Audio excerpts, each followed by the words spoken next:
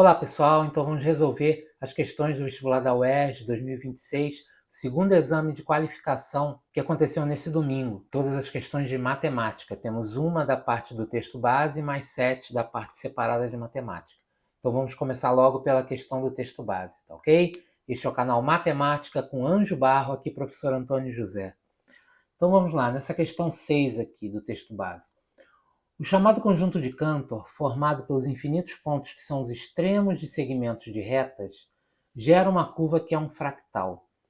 Esse conjunto é resultante da remoção infinitas vezes do terço central de segmentos de reta. Você nem precisa saber o que é fractal.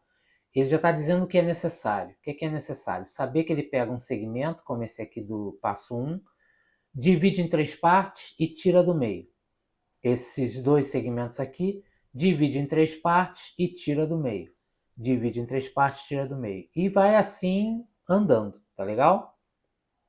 No exemplo a seguir, no caso eu coloquei aqui do lado, apresentam-se os 4 primeiros passos de obtenção desses pontos. A gente já conversou aqui. No passo 6 desse exemplo, a quantidade de pontos que são os extremos dos segmentos formados é. Então, nós já temos até o passo 4, eu tenho que ir até o passo 6. Olha, no passo 1, eu tenho quantas extremidades? 2 extremidades. No passo 2, eu tive que partir em 3 partes, então eu acabo cortando em mais 2 pedaços. Então eu criei mais 2 extremidades. Então aqui eu tenho 4. Aqui eu faço a mesma coisa, então você veja que eu estou sempre dobrando. Aqui eu vou ter 8 extremidades. 1, 2, 3, 4, 5, 6, 7, 8. Nesse aqui eu vou ter 16. Então isso aqui é uma progressão geométrica de razão 2. Eu vou sempre dobrando. 2, 4, 8, 16. Ora, o passo 5, vou dizer que é o P5, eu tenho na realidade o dobro de 16, que é 32. Quanto que eu vou ter no passo 6? 64. Tão simples quanto isso, letra B de bola. Poderíamos fazer por progressão geométrica, pela fórmula da progressão geométrica? Poderia. Mas eu vou só até o 6. Dá para fazer isso na mão, é mais fácil, né? Numa prova você tem que ganhar tempo. Então, letra B. Próxima questão. Questão 28.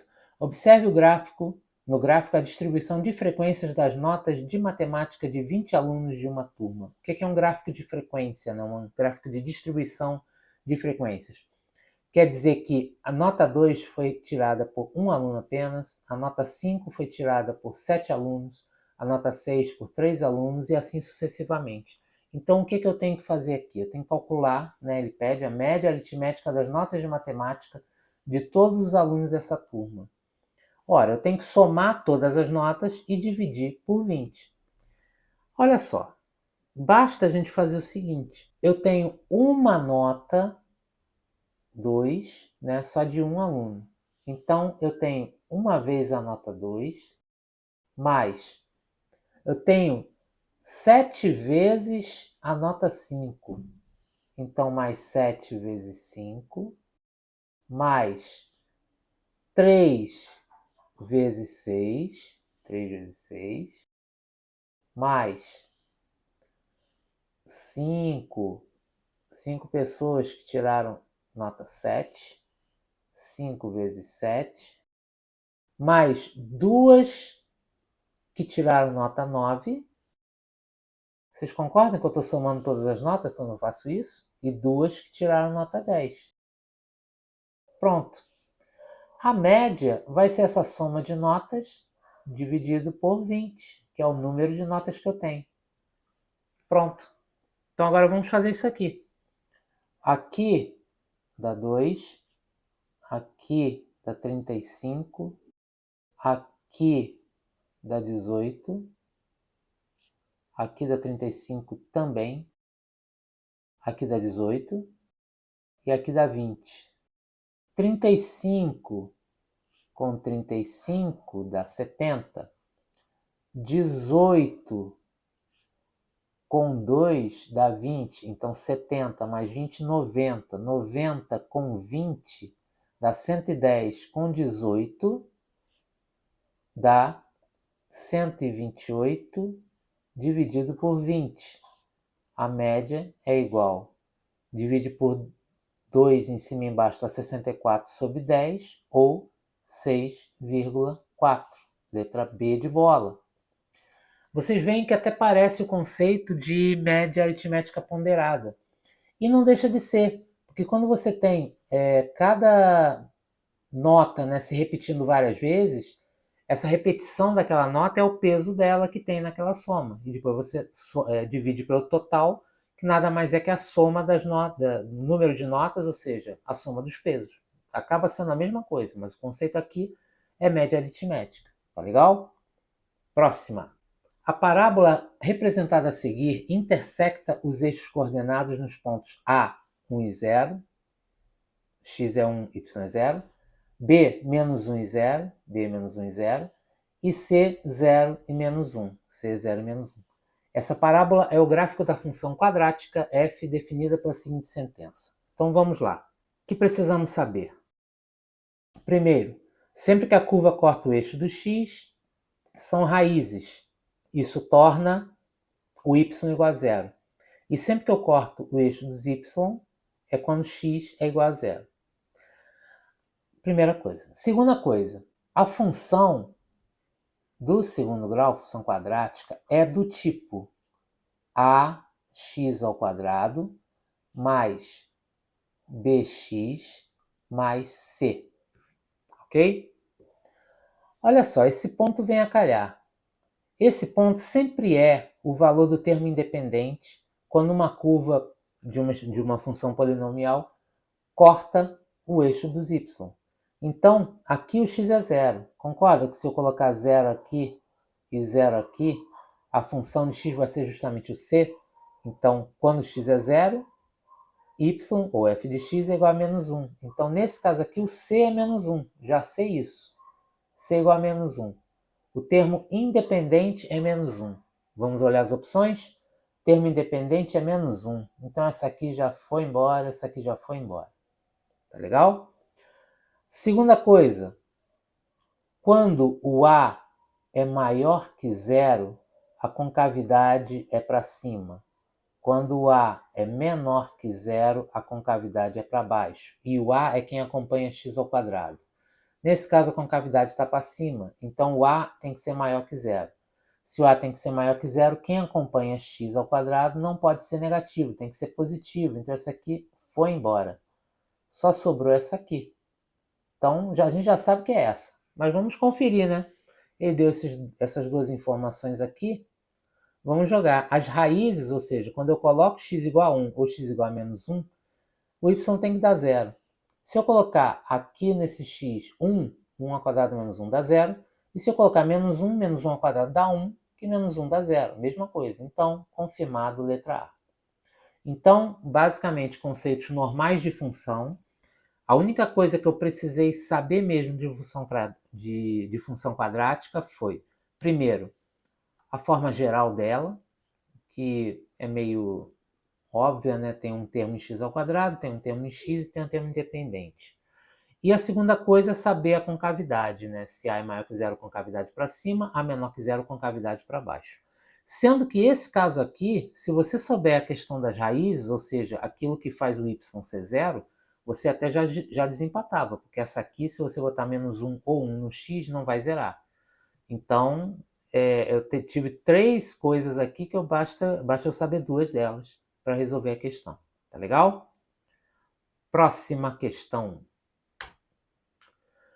Um lojista comprou 625 camisas e vendeu cada uma delas por X reais. Então concorda que o que ele arrecadou, né, o total da venda, ele conseguiu arrecadar 625 camisas vezes o valor de X, que é o valor de venda.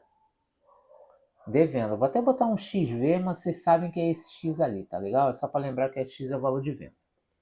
O custo de sua compra foi igual ao valor exato da venda de 500 camisas. Então, o custo das camisas, dessas 625, tem o mesmo valor que se você vendesse as 500 camisas. Ele quer dizer que o custo das 625 foi, na realidade, 500 camisas vezes XV. 500 vezes o valor da venda é justamente o custo da compra total. Tá legal? É isso que ele quer dizer. Então agora, meu amigo, ele quer saber, com a venda de todas as camisas, o percentual de lucro obtido pelo lojista.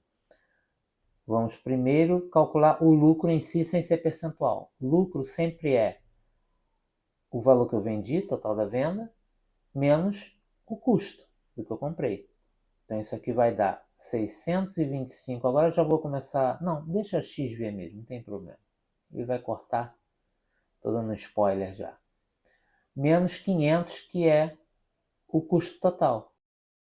625 menos 500 dá 125 xv. Tá legal? Bom, ele quer saber percentual em relação ao custo. Então, o que ele quer saber é o lucro em relação ao custo. Em outras palavras, ao custo total lá, né? É 125 xv dividido por 500, né? Que é o custo aqui, xv. Como o custo de cada uma, né, o valor de venda, melhor dizendo, de cada uma não vai ser zero, então eu posso cortar x com x, não vou estar dividindo zero por zero. Então, 125 dividido por 500.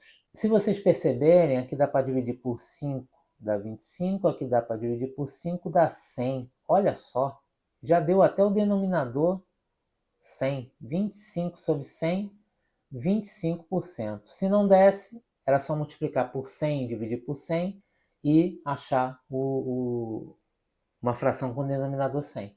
Então, 25%, letra C. Beleza? Você viu que eu nem precisei saber do valor de venda, né? O X. Não preciso do X. Eu preciso calcular essa relação. Tá legal? Próxima. Questão 31.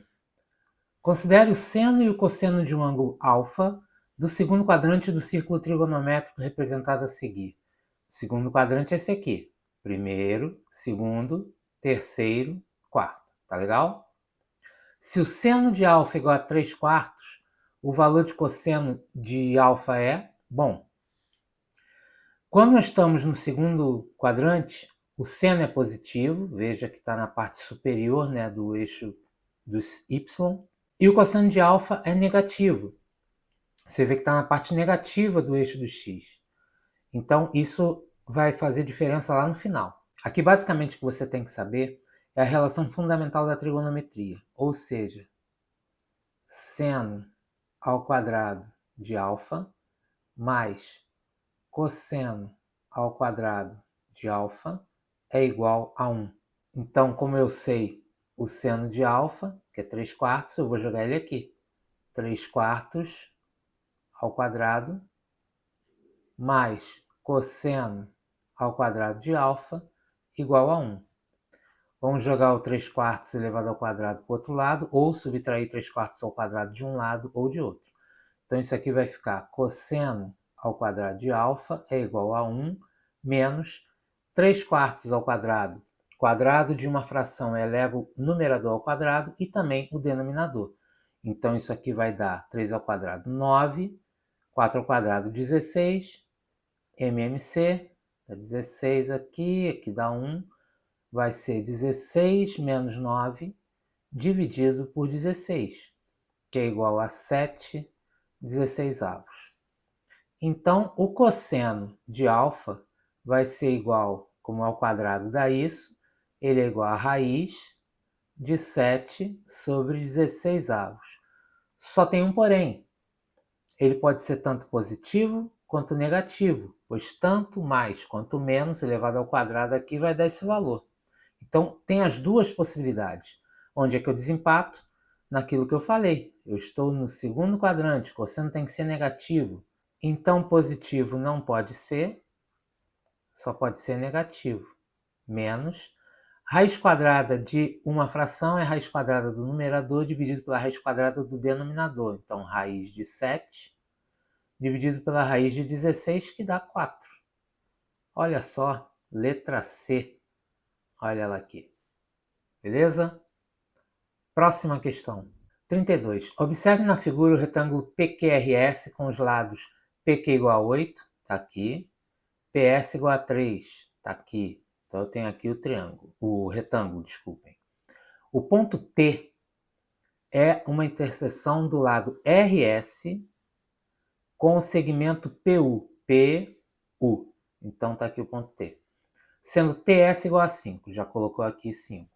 O ponto U, que define o triângulo RUT, que é esse triângulo aqui que está em laranja, pertence à reta QR.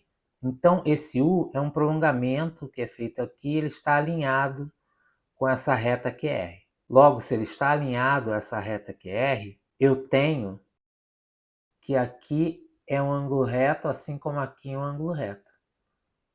Tá? É um prolongamento, esse ângulo tem que ser igual a esse. E como ele é um retângulo, tudo aqui é ângulo reto. Então, tá aqui. A área do triângulo RUT em centímetros quadrados, ou seja, a área que está pintada de laranja. Bom, vamos ver algumas coisinhas aqui. Primeiro, este ângulo é oposto ao vértice, oposto pelo vértice com esse aqui, então eles são iguais. Se aqui eu tenho 90 graus e aqui tem um ângulo, e aqui tem um outro ângulo que eu não sei quanto é, aqui eu também tenho 90 graus, tenho esse ângulo, para a soma dá 180, como aqui também dá 180, esse ângulo daqui tem que ser igual a esse, então aqui eu tenho o mesmo valor. Observem que este triângulo aqui, esse aqui, tem os mesmos ângulos, né? Os valores dos ângulos são iguais ao desse aqui, então eles são triângulos semelhantes. Então, por semelhança de triângulos, eu posso trabalhar os dois. Para calcular a área aqui, eu preciso saber informações desse triângulo, então vamos começar a encontrá-las.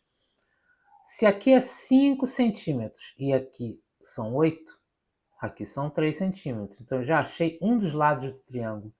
Se eu achar o outro lado, resolvi. Como é que eu posso fazer então? Semelhança entre esse e esse. Então vamos lá. O oposto a esse ângulo que tem 2 tracinhos é 3. O oposto a esse ângulo que tem 2 tracinhos é 5. Então o triângulo menor 3 em relação a 5, 3 em relação a 5 é igual a esse lado aqui, que eu vou chamar de L, né? L, que é o oposto em relação a um tracinho só, e esse aqui é o oposto em relação a um tracinho só. Então, L em relação a 3. Multiplica cruzado. 5L é igual a 9. L igual a 9 quintos de centímetro, porque tudo está em centímetro. Ok? Ora, se eu tenho lado, eu tenho um triângulo retângulo. Considero um dos catetos como a base, o outro cateto vai ser a altura. E a área de um triângulo é sempre base vezes altura sobre 2. Então, essa área desse triângulo aí vai ser igual a base, 3, vezes a altura, que é o lado L, ou seja, 9 quintos. Tudo isso sobre 2. Parte de cima, 3 vezes 9, 27, 27 quintos. E aí como é que é a história? Se você divide uma fração por outra, porque aqui é como se fosse 2 sobre 1, é só pegar a primeira fração e multiplicar pelo inverso da segunda, multiplicar por meio. 27 décimos. Letra A. Tão bom encontrar a letra aqui quando a gente resolve, né? Vamos lá. Questão 33. O tetraedro ABCD tem altura AD e base ABC inscrita em um círculo de diâmetro AB. Então, primeiramente, tetraedro. Tetraedro, você vê aqui que tem uma base, que é uma base poligonal, né? Um polígono, e os vértices desse polígono são unidos através de segmentos de reta a um único ponto. Então, isso aqui é uma pirâmide também. Então, isso aí vai ser importante para a gente ver lá na frente. Bom, ele tem a altura AD, então esse AD é perpendicular a esse plano, e a base ABC inscrita em um círculo de diâmetro AB. Então, vamos desenhar esse círculo que está nesse plano. Vamos supor que esse plano, alfa, é como se fosse o papel da prova. Então, vamos desenhar aqui embaixo justamente o triângulo A, B, C, tá? Conforme mostra a ilustração. O AB já é o próprio diâmetro, né? Então, o lado é o próprio diâmetro. Bom, e agora aqui ele dá uma coisa que não precisava ter falado, porque isso aí a gente precisava saber para a prova, né? Sabe-se que todo triângulo inscrito em um círculo que tem um dos lados igual ao diâmetro é um triângulo retângulo. Todo triângulo que está inscrito num círculo em que um dos lados é o próprio diâmetro sempre vai ser um triângulo retângulo. Tá? Sempre, sempre, sempre. E ele diz que considere AC igual a 6 centímetros, BC igual a 8 e BD, aí vamos nessa figura aqui, BD igual a 10 raiz de 2. Só para deixar tudo nessa figura também, esse aqui é 6, esse aqui é 8. Bom, o volume desse tetraedro em centímetros quadrados é igual a... Bom, o volume de uma pirâmide, nesse caso aqui isso é uma pirâmide, é sempre a área da base, vezes a altura, H, vou chamar de H, dividido por 3. A altura é isso aqui, que a gente vai calcular. Ele disse que AD, a altura é AD, então a altura sempre forma um ângulo reto com essa base aqui. Então eu já tenho a altura, quer dizer, vou calcular a altura, mas é AD que eu tenho que calcular. E a área da base? A área da base é a área desse triângulo. Esse triângulo é um triângulo retângulo. Então, da mesma forma como aquela outra questão, eu tenho que multiplicar os dois catetos e dividir por 2. Basicamente é isso. Então, a área da base vai ser igual a 6 vezes 8 dividido por 2. Ou seja, a base vezes a altura em relação a essa base acaba sendo os dois catetos dividido por 2.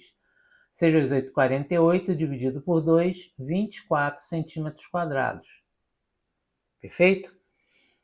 Bom, agora para calcular esse H, ele tem esse triângulo AD, AD e B.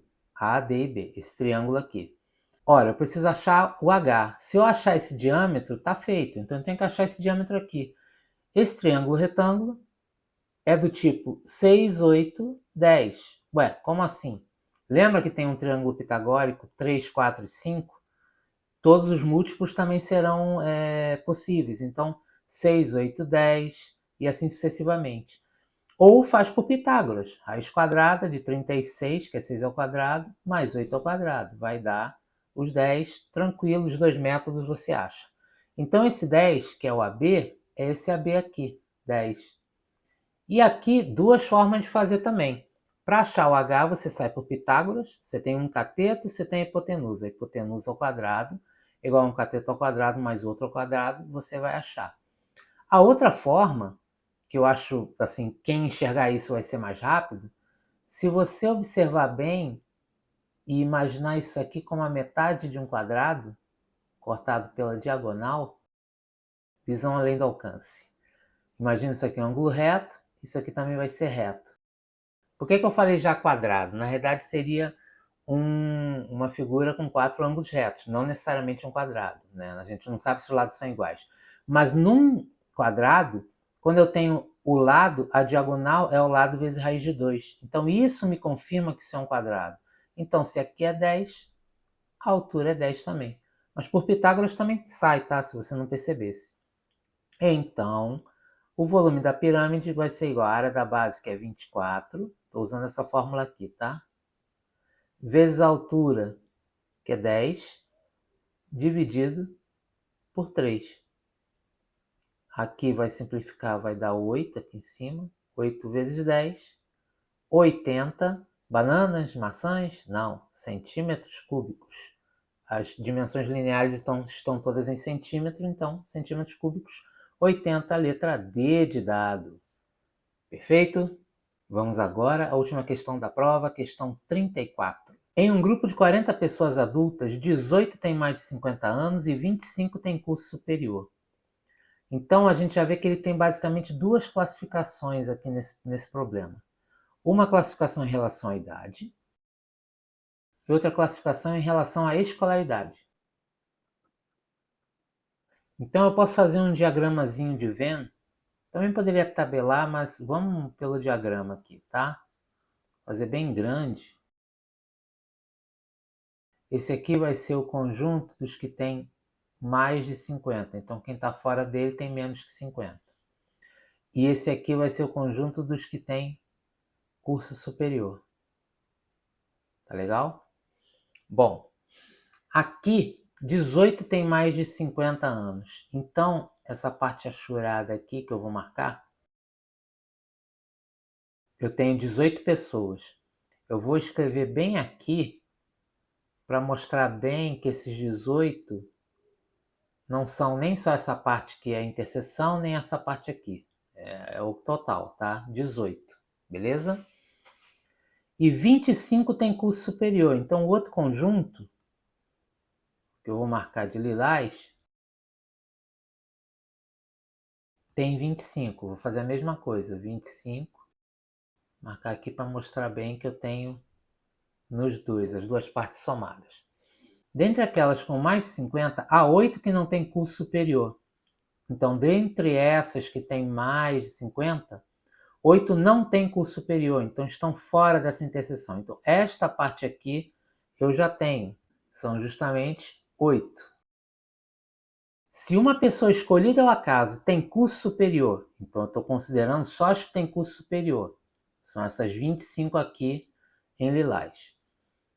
A probabilidade de ela ter mais de 50 anos, quantos têm mais de 50 anos dentre as que têm curso superior? É essa interseção. Poxa, se aqui tem 8, aqui tem 18, quantos eu tenho aqui no meio? 10. Para que a soma dê 18. Então essa interseção aqui são de 10 pessoas. Pronto, acabou. Porque é o que eu falei. Dentre as que têm curso superior, ou seja, dentre as 25, a probabilidade de ela ter mais de 50, ou seja, desses 10. Então, a probabilidade, a gente sempre lembra que são os casos favoráveis dividido pelos casos possíveis. Só que nesse caso possíveis, ele só está pedindo para considerar dentre os de curso superior, ou seja, os 25. Então isso aqui vai ser, os possíveis são 25, e os favoráveis são aqueles que têm curso superior e também têm mais de 50 anos. Então são 10. 10 dividido por 25, simplifica, divide por 5 em cima e embaixo, vai dar 2 quintos. Letra D de dado. E assim finalizamos as questões da prova. Espero que você tenha acertado todas elas. Se você fez de alguma outra forma essas questões, coloque nos comentários para a gente poder partilhar esse conhecimento. E se você gostou desse vídeo, curta. E já fica o convite para você ver outros vídeos do canal. Se inscreva no canal e ative as notificações, que aí você vai ser avisado de novos vídeos como esse aqui, como tantos outros, inclusive de teoria. Tá ok? Espero que vocês tenham acertado as questões. Um grande abraço!